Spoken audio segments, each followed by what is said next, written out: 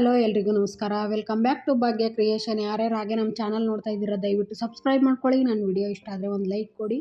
ಇವಾಗ ಮಾವಿನ ಹಣ್ಣಿನ ಸೀಸನ್ ಅಲ್ವಾ, ಈ ತುಂಬ ಮಾವಿನ ಹಣ್ಣು ಸಿಗುತ್ತೆ. ಬಟ್ ಉಪ್ಪಿನಕಾಯಿ ಹೇಗೆ ಸ್ಟೋರೇಜ್ ಮಾಡಿ ಇಟ್ಕೊಳ್ಳೋದು ಅಂತ ಗೊತ್ತಿರಲ್ಲ.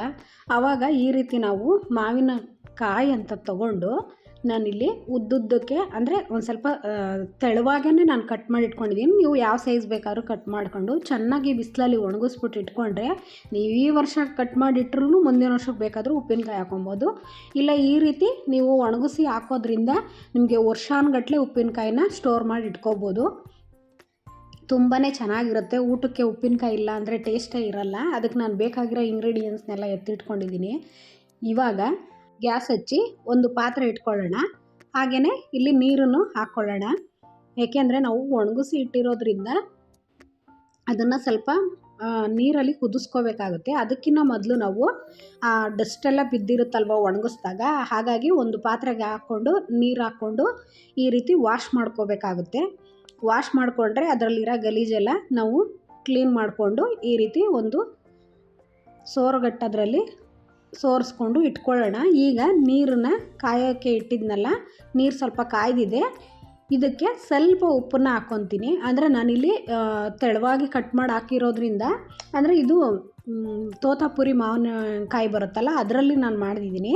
ನೀವು ಉಳಿದಾದರೆ ಸ್ವಲ್ಪ ಉಪ್ಪನ್ನ ಮಿಕ್ಸ್ ಮಾಡಿ ಒಣಗಿಸ್ಕೊಳ್ಳಿ. ನಾನಿಲ್ಲಿ ಯಾವುದೇ ರೀತಿ ಉಪ್ಪು ಖಾರ ಏನೂ ಹಾಕಿಲ್ಲ.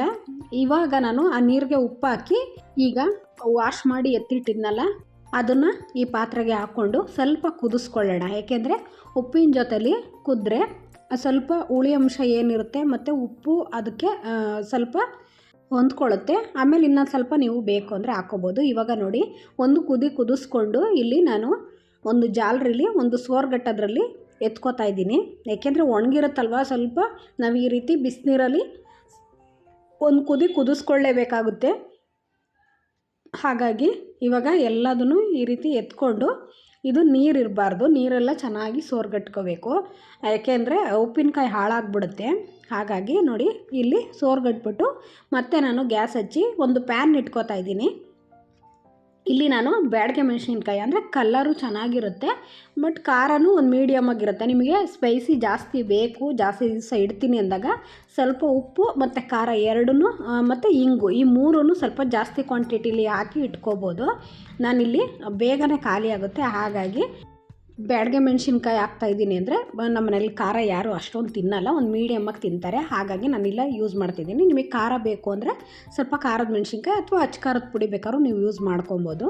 ನಾನಿಲ್ಲಿ 1 ಸ್ಪೂನು ಮೆಂತ್ಯ ಕಾಳನ್ನು ಹುರ್ಕೊಂಡಿದ್ದೀನಿ ಮತ್ತು 1 ಸ್ಪೂನು ಸಾಸಿವೆನ ಹುರಿದ್ಬಿಟ್ಟು ಇಲ್ಲಿ ನೋಡಿ ತಣ್ಣಗೆ ಮಾಡೋಕ್ಕೆ ಇಟ್ಟಿದ್ದೆ. ಇವಾಗ ಇದನ್ನು ಒಂದು ಜಾರ್ಗೆ ಹಾಕ್ಕೊಂಡು ಇದನ್ನು ಪುಡಿ ಮಾಡ್ಕೊಳ್ಳೋಣ. ಅಂದರೆ ನೀವು ಕ್ವಾಂಟಿಟಿ ಎಷ್ಟು ತೊಗೊಂಡು ಮಾಡ್ತೀರಾ ಅದ್ರ ಮೇಲೆ ನೀವು ಸಾಸಿವೆ ಮತ್ತು ಮೆಂತ್ಯನ ತೊಗೋಬೇಕಾಗುತ್ತೆ. ತುಂಬ ಕಮ್ಮಿ ಕ್ವಾಂಟಿಟಿಲಿ ಮಾಡಿದಾಗ, ಜಾಸ್ತಿ ಇದನ್ನು ತೊಗೊಂಡಾಗ ತುಂಬ ಕಹಿ ಬರುತ್ತೆ. ಹಾಗಾಗಿ ನೋಡಿ, ಇವಾಗ ಅದೆರಡನ್ನೂ ಪುಡಿ ಮಾಡಿ ಎತ್ತಿಟ್ಕೊಂಡಿದ್ದೀನಿ. ನಾನು ಇಲ್ಲಿ ಬ್ಯಾಡಗೆ ಮೆಣಸಿನ್ಕಾಯಿ, ನೀವು ಬ್ಯಾಡಗೆ ಮೆಣಸಿನ್ಕಾಯಿ ಬೇಡ ಅಂದರೆ ಅಚ್ಚ ಖಾರದ ಪುಡಿನ ಡೈರೆಕ್ಟಾಗಿ ನೀವು ಉದುರಿಸ್ಕೋಬೋದು, ಏನು ತೊಂದರೆ ಇಲ್ಲ. ನಾನಿಲ್ಲಿ ಬ್ಯಾಡಗೆ ಮೆಣಸಿನ್ಕಾಯಿನ ಹಾಕಿ ಅದನ್ನು ಎಲ್ಲ ಪುಡಿ ಮಾಡ್ಕೊಂಡಿದ್ದೀನಿ ನುಣ್ಣಗೆ. ಇವಾಗ ನಾನು ಮಾವಿನಕಾಯಿ ಬೇಯಿಸಿದ್ದು ಏನು ರಸ ಇತ್ತಲ್ವ ಅದನ್ನೇ ಹಾಕ್ಬಿಟ್ಟು ಸ್ವಲ್ಪ ಪೇಸ್ಟ್ ಮಾಡ್ಕೊಂಡಿದ್ದೀನಿ. ಯಾಕೆಂದರೆ ನಮಗೆ ಸ್ವಲ್ಪ ತೇವ ಬೇಕಲ್ವ, ಹಾಗಾಗಿ. ಏಕೆಂದರೆ ಒಣ ಮಾವಿನಕಾಯಿದು ಹಾಕುವಾಗ ಸ್ವಲ್ಪ ತೇವಾಂಶ ಇರಲೇಬೇಕಾಗುತ್ತೆ. ಹಾಗಾಗಿ ನೀರು ಹಾಕ್ಕೊಂಡು ಸ್ವಲ್ಪ ಪೇಸ್ಟ್ ಮಾಡ್ಕೊಂಡಿದ್ದೀನಿ. ಇವಾಗ ಒಂದು ಬೌಲು, ಅಂದರೆ ನಾವು ಮಿಕ್ಸಿಂಗ್ ಮಾಡಬೇಕಲ್ವ, ಹಾಗಾಗಿ ಒಂದು ಬೌಲ್ ತೊಗೊಂಡು ಈಗ ಅದಕ್ಕೆ ನಾನು ಕುದಿಸಿ ಎತ್ತಿಟ್ಕೊಂಡಿದ್ನಲ್ಲ ಮಾವಿನಕಾಯಿ ಅದನ್ನು ಹಾಕ್ಕೊಂಡು ಮತ್ತು ರುಬ್ಬಿಟ್ಟಿದ್ದಂಥ ಮಸಾಲಾನ ಇಲ್ಲಿ ಹಾಕ್ಕೊಂಡಿದ್ದೀನಿ. ಅಂದರೆ ತುಂಬ ಹೆವಿ ನೀರು ಹಾಕಿ ರುಬ್ಕೋಬಾರ್ದು, ಒಂದು ಮೀಡಿಯಮ್ ನೀರು ಹಾಕ್ಕೊಂಡು ನಮಗೆ ಎಷ್ಟು ಗಟ್ಟಿಗೆ ಸಾಧ್ಯನೋ ಅಷ್ಟು ನಾವು ಗಟ್ಟಿಗೆ ರುಬ್ಕೊಂಡಿದ್ದೀವಿ. ಮತ್ತು ಇಲ್ಲಿ ಅರಿಶಿನ ಪುಡಿನ ನಾನು ರುಬ್ಬೋದಕ್ಕೆ ಹಾಕಿಲ್ಲ, ಡೈರೆಕ್ಟಾಗಿ ಇಲ್ಲಿ ಹಾಕ್ತಾಯಿದ್ದೀನಿ. ಇವಾಗ ಅದ್ರ ಜೊತೇಲಿ ನಾನು ಏಕೆಂದರೆ ಮಾವಿನಕಾಯಿ ಕುದಿಸುವಾಗ ಸ್ವಲ್ಪ ಉಪ್ಪು ಹಾಕಿದ್ದೆ. ಇವಾಗ ಸ್ವಲ್ಪ, ಅಂದರೆ ಅದ್ರ ಎಷ್ಟು ಕ್ವಾಂಟಿಟಿಗೋ ರುಚಿಗೆ ತಕ್ಕಷ್ಟು ಉಪ್ಪನ್ನು ಇಲ್ಲಿ ಹಾಕ್ಕೋತಾ ಇದ್ದೀನಿ.